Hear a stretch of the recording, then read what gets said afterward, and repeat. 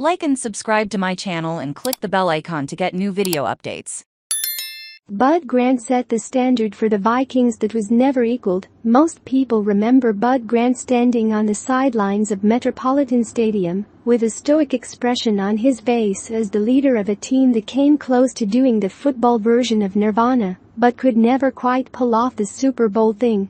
Grant was a man who was so confident in his abilities that he didn't care how his peers did their business, and that he didn't follow anyone else's example. He was always keen to prepare his team as thoroughly as possible for each game, but he didn't arriving at the office at 4 a.m. and then spending 18 hours regurgitating the details of the game plan ad nauseum. He would prepare as long as it took to get his team ready, but not a minute more or less.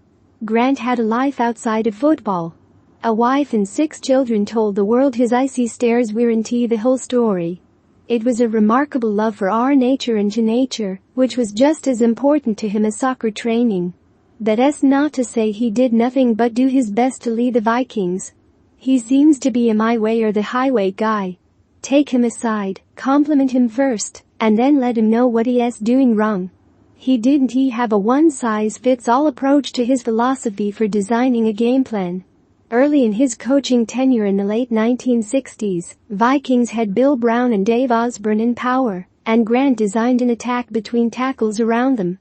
When the Vikings brought back Fran Tarkenton in a trade with the New York Giants and drafted the dynamic Chuck Foreman, Grant implemented a short passing game. They later added a pair of big play receivers in Ahmed Rashid and Sammy White, and the game plan changed again. They became more of a mediocre passing team. I think the biggest mistake a coach can make is to stick to the same playbook for 30 years and try to put every single player in a predetermined role. It would have been foolish of me to let Foreman play the same plays as Osborne, just like vice versa. It doesn't work. Grant has often been